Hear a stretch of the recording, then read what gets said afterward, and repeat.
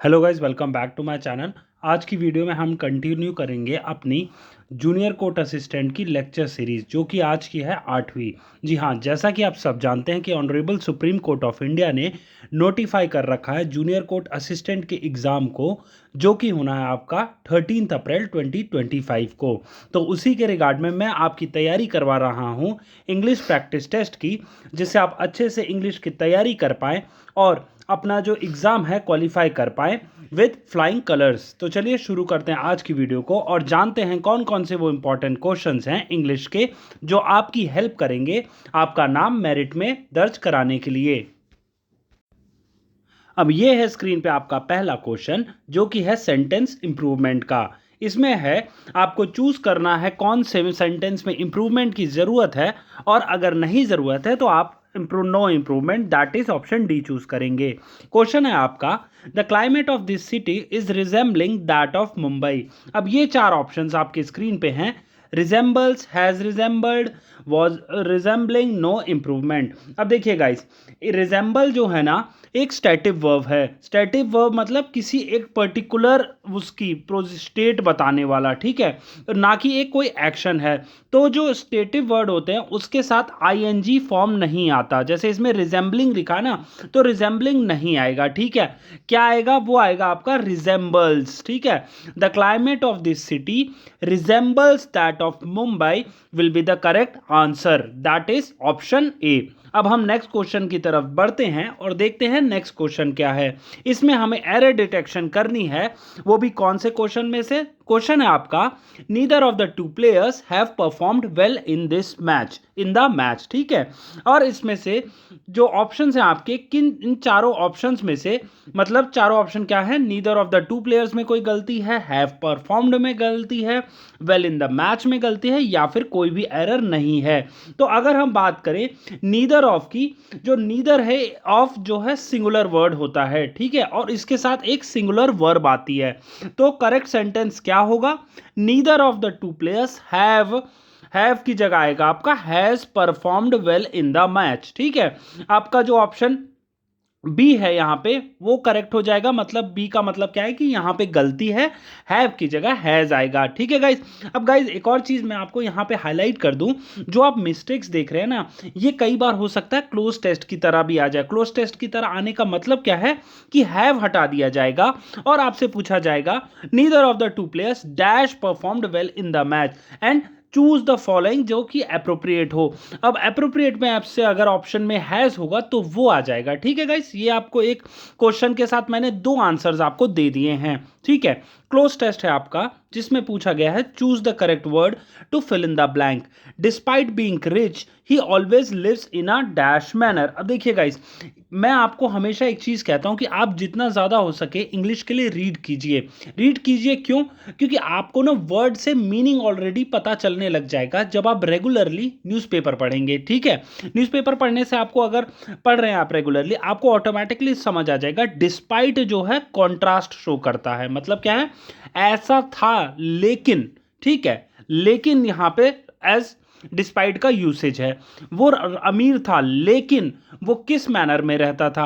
अब देखिए, लग्जूरियस हो जाएगा, वो तो ऑलरेडी सेम मीनिंग का हो जाएगा। मतलब वो अमीर था लेकिन वो लग्जूरियस लाइफ रहता था, तो ये कैसे पॉसिबल है यार? वो ऑलरेडी अमीर है तो रह ही लेगा, उसके लिए कोई नई चीज थोड़ी ना होगी। लेकिन यहां पे नई चीज तब होगी, या फिर कॉन्ट्रास्ट तब आएगा, जब आप यहां पे लिखेंगे option B, which is humble. Despite being rich he always lives in a humble manner, ठीक है गाइस। अब इसके बाद क्वेश्चन 4 है आपका सिनोनिम। सिनोनिम मतलब होता है सेम मीनिंग वाला, जिसमें आपको पूछा गया है choose the word that is closest in meaning to pinnacle.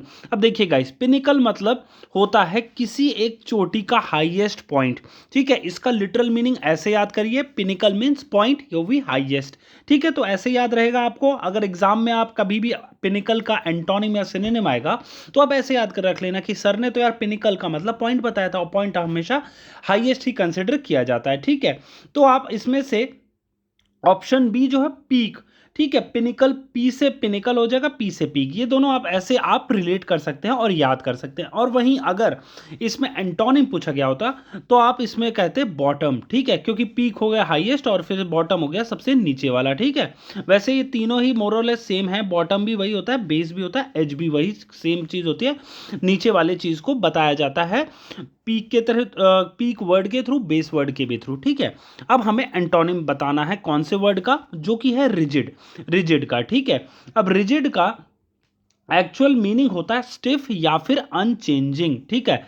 STIFF stiff होता है या फिर अनचेंजिंग को रिजिड कहा जाता है। अब हमें लेकिन ऑपोजिट बताना है, तो ऑपोजिट क्या होगा, इसका होता है फ्लेक्सिबल। जैसे the dry branches are rigid, ठीक है, however the green branches are flexible.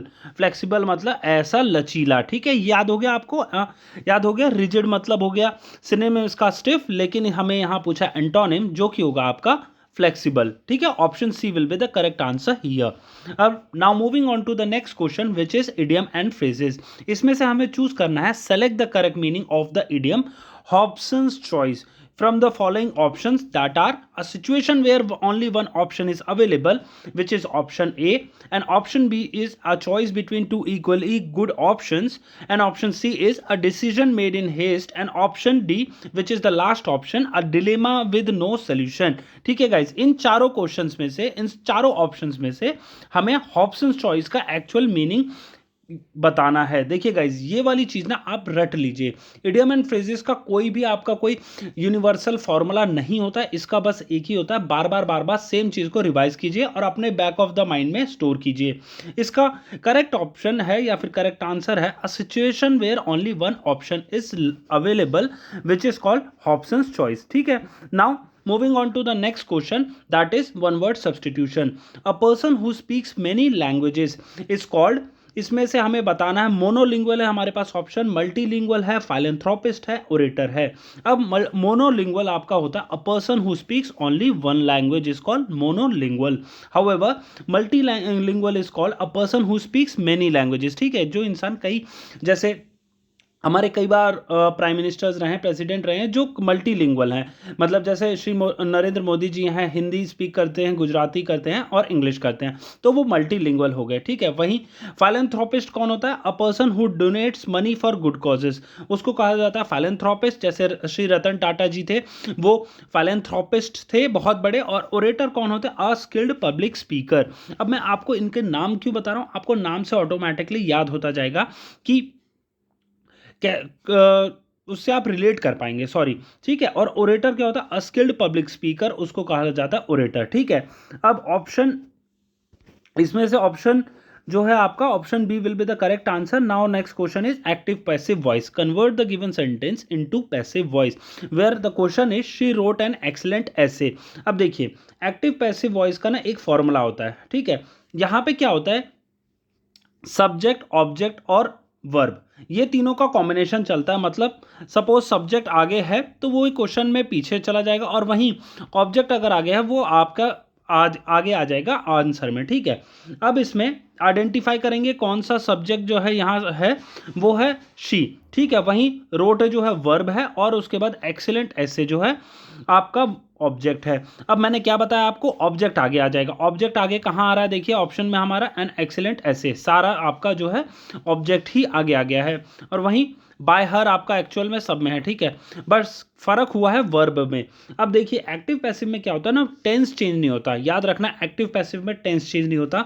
She wrote N ऐसे, N excellent essay was written, देखिए इसमें वॉज क्या है, ये सेम आपका पास्ट टेंस में है, तो से वो an excellent essay was written by her, ठीक है, which is option B. Now next question is direct indirect, change the sentence into indirect speech. अब इसमें आपका वर्ब जो है या फिर टेंस जो है चेंज हो जाता है। टेंस चेंज हो जाता है तो क्या बन जाता है आपका, he said I can solve this problem. अब ऐसे ही सेड जो दो सेमी कॉलन्स होते हैं ना, ये क्या बन जाते हैं, ही सेड दैट, तो ही सेड दैट हो जाएगा। अब मैंने अभी बोला आपको टेंस चेंज होता था, आई कैन, तो आई अगर किसने कहा, ही ने कहा है, तो वही यहाँ पे वो ही हो जाएगा, ही।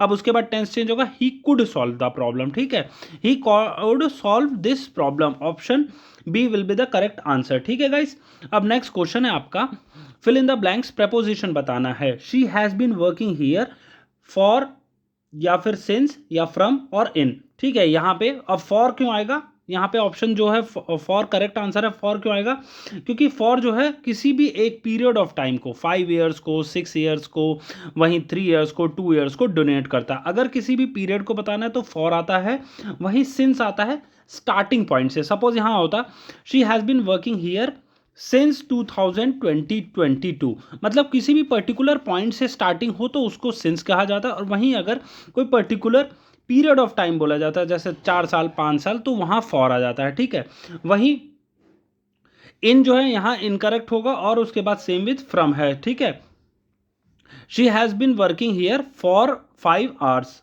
For 5 years. ठीक है, यहाँ पे आपका करेक्ट ये आंसर हो जाएगा। ठीक है गाइस, ये 10 क्वेश्चन हो गए जिसमें मैंने आपसे काफ़ी ग्रामर के रूल्स और उसके बाद इडियम फ्रेजेस वोकैबुलरी डिस्कस की है, जो कि आपकी बहुत हेल्प करेगी आपके इस एग्ज़ाम को क्वालिफाई करने के लिए। ठीक है गाइस, अगर आपको मेरे द्वारा दी गई जानकारी और मेरे एफर्ट्स पसंद आए हो तो प्लीज़ इस वीडियो को लाइक कर देना और चैनल को सब्सक्राइब जरूर कर लेना ऐसे ही इंफॉर्मेटिव कंटेंट के लिए। ये था आज का मेरे तरफ से video. Thank you for watching.